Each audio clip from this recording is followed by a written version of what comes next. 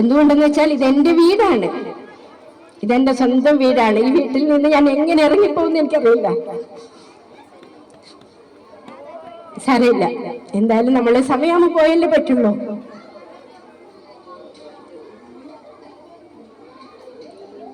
അപ്പൊ എനിക്ക് പറയാനുള്ള, ഞാൻ എന്റെ ജീവിതം ധന്യമായിട്ടുണ്ട്. എനിക്ക് നന്നായിട്ട് എന്റെ മക്കളെ പഠിപ്പിക്കാൻ പറ്റിയിട്ടുണ്ട്, അവരത് അനുസരിക്കുകയും ചെയ്തിട്ടുണ്ട്. കഴിഞ്ഞ ദിവസങ്ങളിൽ ഞാൻ പോകുന്നു എന്നറിഞ്ഞപ്പോഴേ 3ാം ക്ലാസ്സിലെ കുട്ടികൾ ഓരോരാളുടെ വകി ഓരോ കത്താണ്. അതിൽ അക്ഷരത്തെറ്റൊക്കെ ഉണ്ട്, എന്നാലും അവരുടെ മനസ്സെനിക്ക് കാണാൻ പറ്റി. അതുപോലെ തന്നെ എൻ്റെ ഇപ്പോഴത്തെ 2ാം ക്ലാസ്സിലെ കുട്ടികളും ആ കടലാസൊക്കെ ഞാൻ എടുത്തു വെച്ചിട്ടുണ്ട്. അവർ തന്ന കത്തുകൾ കുറച്ച് വാക്കുകളാണുള്ളത്. എല്ലാവരും പറഞ്ഞിരിക്കുന്ന, ടീച്ചർ പോകുമ്പോൾ ഭയങ്കര സങ്കടമാവുന്നു, എന്നാലും ടീച്ചർ ഇനിയും വരണം എന്നവരുടെ നല്ല വാക്കുകള് ആ കടലാസ് തുണ്ടുകളിലുണ്ട്. അത് ഞാൻ നിധി പോലെ ഞാൻ സൂക്ഷിക്കും. അപ്പൊ എന്റെ ഔദ്യോഗിക ജീവിതത്തിൽ ഞാൻ പറഞ്ഞില്ലേ ധന്യമായി എന്ന്. എന്റെ കൂടെ ഉണ്ടായിരുന്ന എന്ന് പറഞ്ഞാൽ ഹെഡ്മാഷായിട്ട് അവരുടെയൊക്കെ ഹെഡ്മാഷന്മാരുടെയൊക്കെ സ്നേഹം പിടിച്ചു പറ്റാൻ, അവരുടെ സഹപ്രവർത്തകരുടെ സ്നേഹം പിടിച്ചു പറ്റാൻ എനിക്ക് സാധിച്ചിട്ടുണ്ട് എന്നാണ് എനിക്ക് തോന്നുന്നത്. ഇനി ഞാൻ എൻ്റെ വ്യക്തി ജീവിതത്തെ കുറിച്ച് പറയട്ടെ. എനിക്ക് ഭർത്താവും 2 കുട്ടികളുമാണുള്ളത്, 2 പെൺകുട്ടികൾ. ഞാൻ പറഞ്ഞില്ലേ, ചെറിയവളെ പ്രസവിച്ച് 3 മാസം ആകുമ്പോഴായിരുന്നു ഞാൻ ഇവിടെ വന്നത്. ആ സമയത്ത് മൂത്ത കുട്ടി 3ാം ക്ലാസ്സിലായിരുന്നു. അതായത് ഇന്നത്തെ ഇവിടുത്തെ അനഘ ടീച്ചർ, നിങ്ങളുടെ അനഘ ടീച്ചർ, അതാണ് എൻ്റെ മൂത്ത മകള്. അന്ന് ഈ പന്നീരേക്ക് വരാൻ വാഹനങ്ങളൊന്നുമില്ല. ഇവരാണെങ്കിൽ തീരെ ആരോഗ്യമില്ലാത്ത കുട്ടിയാണ്. ഈ കുന്നിറങ്ങി വരാൻ അവർക്കുള്ള ആരോഗ്യമില്ല. അതുകൊണ്ട് അവളെ കുവേരി സ്കൂളിൽ നിന്നും നേരെ പുഷ്പഗിരി സ്കൂളിലേക്കായിരുന്നു മാറ്റിയത്. ഇവിടെ ചേർക്കാൻ എനിക്ക് പറ്റുന്നില്ല, കൂട്ടിയിട്ട് വരാൻ പറ്റില്ല, വാഹനങ്ങളില്ല. പിന്നെ 2ാമത്തെ കുട്ടിയെ ഞാൻ ഇവിടെ തന്നെയാണ് ചേർത്തത്. അന്നേരം ഓട്ടോറിക്ഷയൊക്കെ ഉണ്ടായി, അങ്ങനെ അതിൽ കയറ്റിയിട്ട് അങ്ങനെ നമ്മൾ വരും. ആ സമയത്ത് പൂവത്തിന് കുറെ കുട്ടികളുണ്ടായി, അവരെയൊക്കെ കൂട്ടിയിട്ടായിരുന്നു ഞാൻ സ്കൂളിലോട്ട് വരുന്നത്. വൈകുന്നേരം പോകുമ്പോഴും അവരെ കൂട്ടിയിട്ട് പോകും.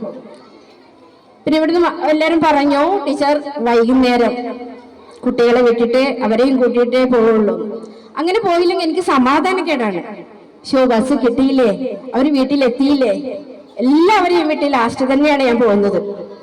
അപ്പൊ എന്നോട് വീട്ടിൽ നിന്ന് പറയാറുണ്ട്, എനിക്ക് എന്താ സ്കൂൾ വിട്ട ഒന്ന് നേരത്തെ വന്നൂടെ? അപ്പൊ ഞാൻ പറയും, എനിക്കത് വന്നാ പിന്നെ എനിക്ക് സമാധാനക്കേടായിരിക്കും, ഞാൻ അങ്ങനെ വരാൻ എനിക്ക് പറ്റില്ല. അതെന്നെ മോളോട് ചോദിച്ചാൽ തന്നെ അറിയാം. അതുപോലെ ഇവർക്ക് എന്തെങ്കിലും അസുഖമായാലും അപ്പൊ എന്നോട് ഭർത്താവ് പറയും, എനിക്ക് ഇന്ന് ലീവ് എടുത്തൂടെ? ചിലപ്പോ എന്നോട് ശകാരിച്ചിട്ടൊക്കെ ഉണ്ട്. ഞാൻ പറയും, നിങ്ങളില്ലേ നോക്കാൻ, പിന്നെ എന്തിനാ ഞാൻ ഇവിടെ ഇരിക്കുന്നത്? എനിക്ക് സ്കൂളിൽ പോയാലേ സമാധാനമാവുള്ളൂ. എന്നെയും കാത്തിരിക്കുന്ന കുറച്ച് കുട്ടികളുണ്ട് ഇവിടെ. അങ്ങനെ പറഞ്ഞിട്ട് ഞാൻ വരികയാണ് ചെയ്യുക. ഇപ്പോഴും എന്നിട്ട് എന്നോട് പറയാണ്, നീ റിട്ടയർഡ് ചെയ്താൽ എന്താ ചെയ്യുക? നീ രാവിലെ സാധാരണ പോലെ ഒരുങ്ങി പോവോ എന്നൊക്കെ ചോദിക്കാറുണ്ട്. ഞാൻ പറയും, ഇടയ്ക്കൊക്കെ ഞാൻ പോവും. പിന്നെ എനിക്കിവിടെ ധൈര്യത്തിൽ വരാം. എൻ്റെ ഒരു മകൾ ഇവിടെ തന്നെയുണ്ട്, അവൾ 5 വർഷമായിട്ട് ഇവിടെ ജോലി ചെയ്യുന്നു. അപ്പൊ 2 പേരും ഒരുമിച്ചാണ് സ്കൂളിലോട്ട് വരുന്നതും പോകുന്നതൊക്കെ. ഇടയ്ക്കൊക്കെ അവൾ നേരത്തെ പോകും. ചെറിയൊരു കുട്ടിയുണ്ട്, കുട്ടീനെയും കൂട്ടിയിട്ടുണ്ട് ഇങ്ങോട്ടേക്ക്.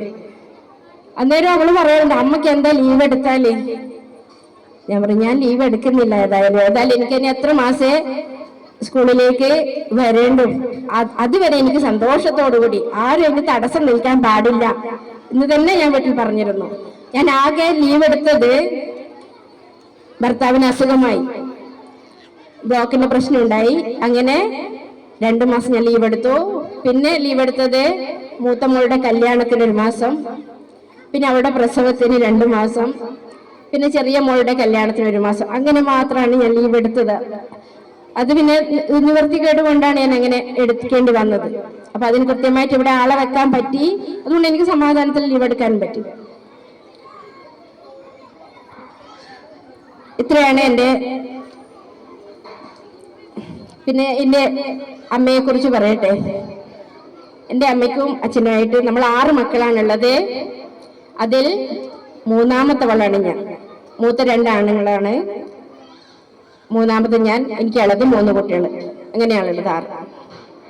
പക്ഷേ ഞാൻ 4ാം ക്ലാസ്സിൽ പഠിക്കുമ്പോഴേക്കും എൻ്റെ അച്ഛൻ മരിച്ചുപോയി.